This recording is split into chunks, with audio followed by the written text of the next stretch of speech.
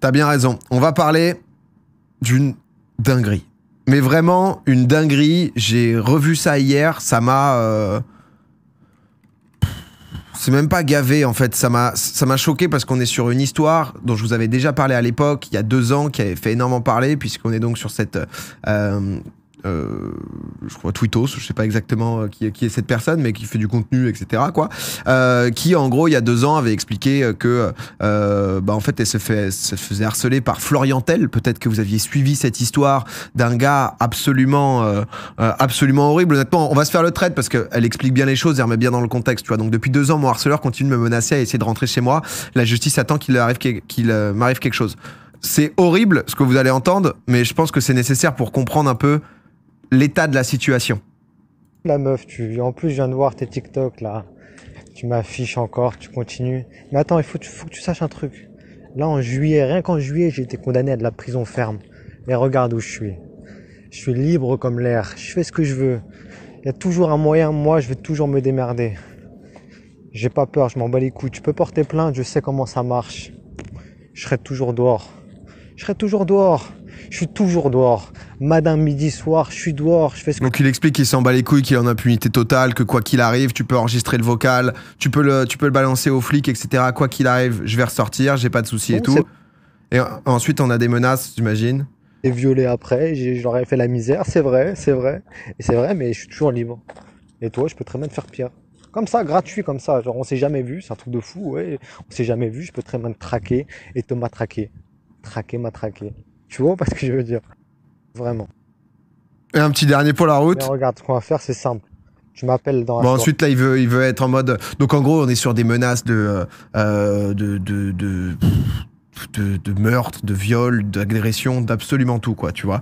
Le dernier, là, c'est on s'appelle, on se calme, etc. Enfin, pas on se calme, mais on se dit les choses. Moi, je suis un gars qui lâche pas, je veux avoir le dernier mot. Enfin, tu sens que le gars est... C'est terrible, quoi. Donc, après avoir attrapé mon ami et l'avoir menacé dans la rue avec un couteau en espérant m'attraper moi, j'étais en retard, il a été condamné à 8 mois de prison. Donc ça... C'était 2021. Juillet 2021, il se passe ça. Et justement, il y avait déjà eu toutes les dingueries qu'elle avait mis publiquement, etc. Elle avait eu du mal à être écoutée, mix police-justice. Et c'était le fait qu'il soit passé à l'acte en justement attrapant sa pote que ça avait pu décanter un peu. Donc là, on a des messages en boucle, hein.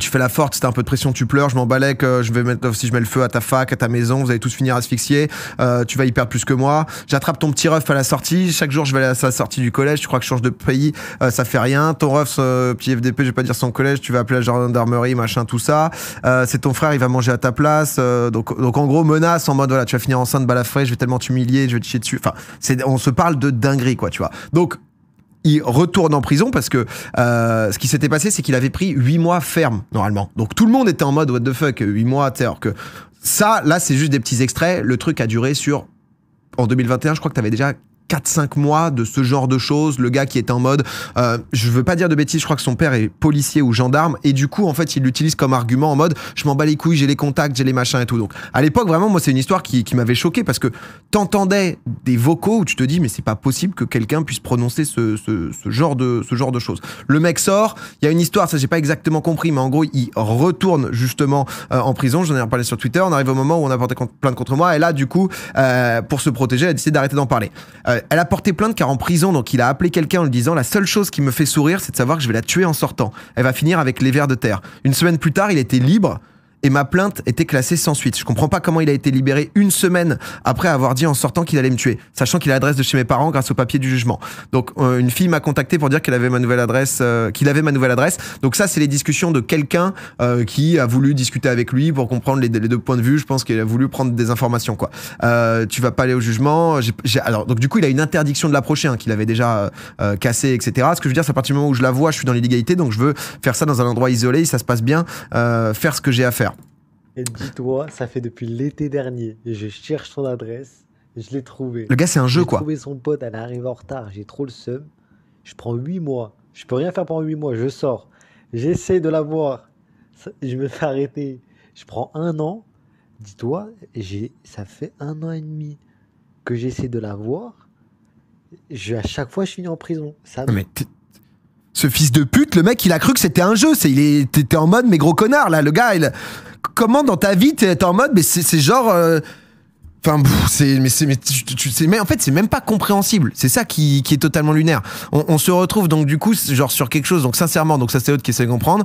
Bien sûr que je juge, ça n'empêche pas. Je préfère savoir les deux points de vue et tout. Bon, ok, pourquoi pas. Tu prends les infos. L'autre, il écrit. Du coup, des fois, je me demande pourquoi je la harcèle comme ça. C'est bizarre un peu d'un point de vue extérieur. C'est chelou. Non, gros connard. Honnêtement, on trouve pas ça non plus. Je suis sûr mon plan il va partir en couille, je vais paniquer, je vais la planter. On se retrouve en fait dans une déconnexion de quelque chose, tu vois, genre derrière t'as supprimé notre conf, boum, un TikTok, les deux je vais les attraper, je vais les planter au cœur, à la gorge direct, les deux je vais tout faire pour les tuer en 1 minute, la vie de ma mère je prends 20 ans après, Balek, surtout elle, je vais lui laisser aucune chance de rester en vie en 1 minute, la vie je l'attaque à la gorge, au cœur, personne n'aura le temps de réagir. Donc suite à ça elle porte plainte, classée sans suite parce que monsieur avait été menacé soi-disant et était fâché, donc quand on est énervé on peut traquer les gens et vouloir les tuer. Elle travaillait dans un magasin, j'ai dû arrêter parce qu'il faisait des rondes devant le magasin, j'ai dû déménager, payer des jours dans un hôtel pour ne pas rester chez moi et me faire tuer, puis vivre chez mes grands-parents un mois dans le sud le temps de trouver un nouvel appart. Ensuite, il ne m'a pas contacté pendant des mois pour pas se faire arrêter. N'ayant plus aucune de mes adresses, il a attendu que je retourne chez mes parents pour s'en prendre à moi. Ce week-end, j'étais chez mes parents quand mon père est venu me dire de m'enfermer car mon harceleur essayait de rentrer chez moi.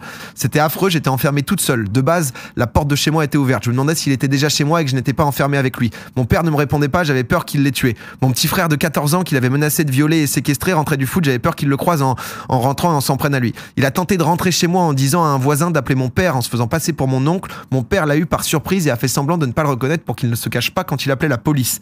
Ensuite, il lui a dit qu'il cherchait la gare, il était parti en courant dans l'autre sens, il tenait quelque chose dans sa poche en parlant à mon père. Je suppose, selon moi, je n'accuse personne, un couteau comme il en a eu plusieurs reprises.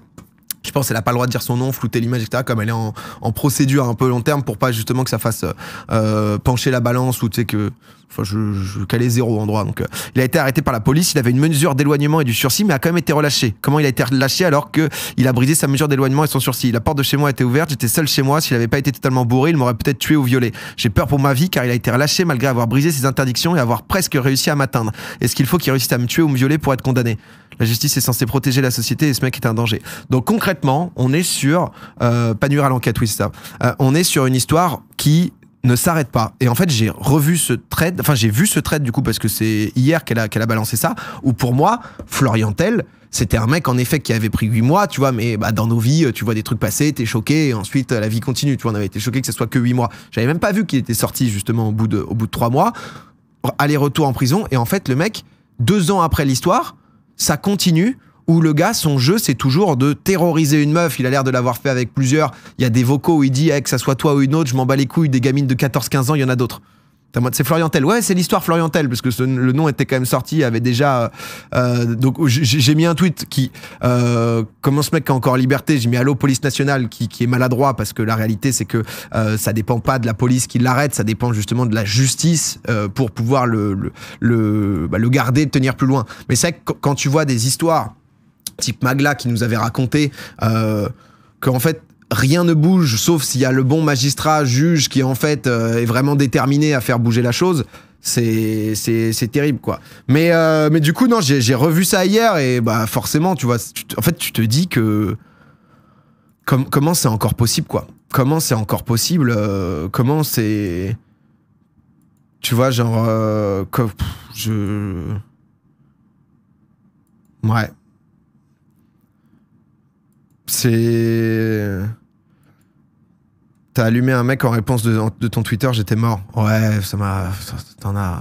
Non, bon, déjà, il y a le truc police, j'avoue que j'ai pas le bon arrobase, hein, même si je suis pas en mode, oh là là, si je les tag, le monde va changer. Mais, t'as assez con de se dire ça quand même, mais son affaire en 2021, ce qui avait beaucoup fait bouger les choses, c'est qu'elle en avait parlé sur Twitter, tout le monde avait été choqué, il y avait eu énormément de bruit, de tweets, donc les médias qui avaient aussi parlé de l'affaire, donc ça avait avancé aussi côté police, côté justice, parce que du coup l'affaire était tellement médiatisée qu'on la mettait pas de côté.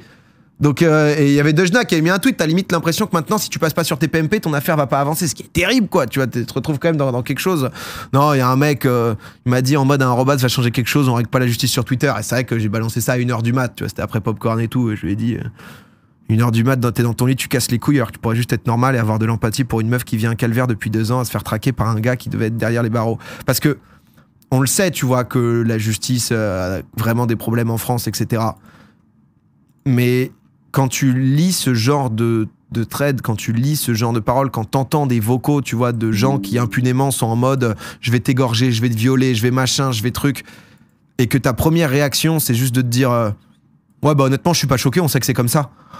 c'est que déjà, enfin, tu vois, t'es en mode, mais ah ouais, donc c'est le premier impact là, c'est juste, bah, mais enfin, ouais. Et il y en a 30 des affaires comme ça en fait. Donc bon, ok. Empathie zéro. Ouais, non, c'est clairement ça. Mais bon, donc c'est clair que c'est le genre d'affaires et malheureusement, tu vois, le public, mais c'est le genre de cas qui existe quoi. T'as des mecs qui font ça. Le gars, c'est très difficile. Hein, je suis pas psychiatre, tu peux pas diagnostiquer, etc. Mais de pas associer ça quand même à un profond pète au casque, quoi. Et que le gars, tu te dis comment ce mec est pas enfermé, interné, tu vois, et sous contrôle psychiatrique, quoi. Parce que bon, Orga, merci pour le prime. Ça fait 2 ans et demi que le gars a juste un focus sur une personne où son seul but c'est de tourner autour et de lui faire peur et tout, quoi. Il faudrait l'avis d'un... Ça c'est intéressant, tu faudrait avoir l'avis d'un avocat ou d'un magistrat pour avoir de réelles explications sur le fait qu'il soit dehors. Le système judiciaire est complexe et pas toujours logique. Mais ça je suis d'accord, hein, parce qu'en fait il y a des trucs qui sont logiques et... Enfin tu vois, on peut pas résumer toutes ces situations. Alors cette situation-là elle est tellement choquante que forcément t'as envie que pas le tribunal populaire suffise, tu vois, mais t'es quand même en mode bon, là on est sur un cas quand même où ça saute aux yeux, quoi.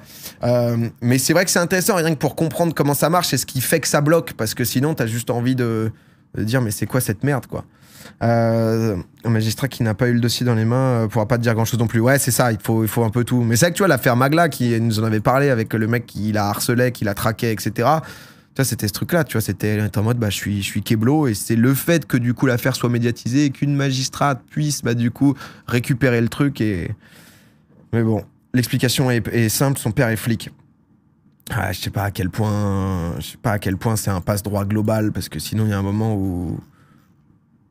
J'ai espoir à penser que c'est pas gangréné à ce point. Parce que, mais forcément, il y a un impact, quoi, tu vois. Donc, parce que le gars, oui, je crois que son père, il est pas pervenche, quoi, tu vois. Je crois qu'il était pas commissaire, enfin, on sait pas exactement ce qu'il était, mais les dégâts psychologiques. Non, mais attends, c'est. Moi, j'avais un taré qui m'avait menacé de me planter un moment, et ça te met déjà dans. Et honnêtement, bon, j'étais tombé sur un bon dingue quand même. Là, je dois avouer que le gars était bien, quoi. Mais naïf, le père... Non, pas naïf, mais en fait, c'est tellement gros que si le gars est commissaire de banlieue, t'es en mode... le gars, ça suffit, du coup, pour que son fils puisse être en intégrale menacé, viol, agression, etc. et continuer à être en cheat code. On en est là, quoi, du coup. Mais peut-être. Hein. Et du coup, non, ouais, moi j'avais un gars qui m'avait. Mais ça date, hein, ça date de 2016-2017, tu vois. Le gars était un peu en mode, il me traque et tout. C'était le moment où il y avait il y avait une grosse compétition à l'Accor Hotel Arena. Il était en mode, demain, je devais y aller, je devais commenter. Et tu sais, c'est un truc en plus, t'as là la foule, donc tu prends des photos et tout. Et le mec, il m'avait dit, je me souviens, il m'avait envoyé un snap, genre à 5-6 heures du mat, en mode, au fait, tout à l'heure. Je serai là à un moment et je te planterai sans que tu t'aperçoives de... Tu sais, un truc un peu genre en mode... le gars, c'est Batman, il sort de la foule et il te met un coup de couteau, quoi. Sauf que t'avais 2 mois d'antécédents, tu vois, qui te créent un peu le truc autour, quoi. Qui te crée un peu le mec avec quand même un... Et je t'avoue que la journée, j'étais pas au max du max, quoi. C'est comme ça que j'ai rencontré Théo Clément. Non, mais ouais, ça avait... tu vois, je m'étais barré en plein milieu du truc. Et tu vois... Tu peux même pas t'imaginer ce que c'est, je pense, de vivre à la place là de la meuf et subir ça. Ta vie est juste ruinée, quoi. Et je pense que le mec, du coup, prend du plaisir à ça et... Mais bon. Je pensais que ça arrivait qu'aux femmes, ce genre d'histoire. Alors, c'est très différent. C'est un mec de Rennes. Je trouve que beaucoup de gens ne se rendent pas compte des violences physiques. Bah, en fait, tu vois, moi, ce thread, à l'époque, elle en avait fait un, tu vois, avec plein de vocaux et tout. Et je pense que c'est important parce que les hommes, alors, c'est pas des choses qui n'arrivent pas aux hommes, mais je pense qu'en proportion, c'est des choses qui arrivent moins aux hommes, clairement, tu vois. Et du coup, parfois, il y a des mecs qui peuvent ne pas s'imaginer ce que c'est, tu vois. C'est comme tout ce truc de, ah bah en fait, t'es suivi dans la rue quand t'es une meuf, tu vois, genre tout le truc harcèlement du quotidien, tu vois, de rue et tout. Et le fait de le montrer, de l'entendre et tout, permet à certains qui pourraient avoir des doutes, quoi. Bon, même si... Mais bon, plutôt que les isoler, ces gens-là, et leur dire vous êtes totalement cons, allez vous faire foutre, de les montrer, leur dire alors voilà, ça c'est le quotidien, ça c'est ce que les gens vivent. Mais bon. Slayer, c'est un avocat, tous les avocats pour se parler, ça s'appelle bien ça. Quoi? Arrêtez avec vos réflexions de bistrot, même pendant le procès de Nuremberg, les plus hauts dignitaires nazis ont eu le droit à une défense. Qu'est-ce qui se passe là? Parce que là, normalement. Ah, il est 13h, ouais, là, il y a le TD de droit après, là. Ah, la L2. Ah, faut bouquiner. Non, mais c'est que ça peut être le problème, quoi. L2 de droit, t'as beaucoup bouffé de constitution, tu te retrouves forcément de temps en temps à vouloir appliquer un peu, quoi. Ça dérive un peu, parfois, ça. Le mec, on parle d'un gars, là, qui traque une meuf depuis 2 ans. Le gars nous a fait un parallèle procès de Nuremberg. On ne parle pas de est-ce que les avocats doivent défendre les pires ordures, etc. C'est pas le débat, là. Mais why not, hein? Je sais pas si vous avez des thèses ou pas, mais j'ai pas suivi la conversation. Ah, vous avez... Allez, sur Skype, non? Enfin, tu as un petit Discord, en vrai. Là, depuis tout à l'heure, il y en a, vous êtes en... Il répondait à une conve, ok. Oui, non, c'est parti à côté, pardon. Il répondait au message d'avant. Non, mais bref, du coup, oui, non, parce qu'il y a tous les... En fait, c'est des sujets qui sont tellement... je sais pas, tellement...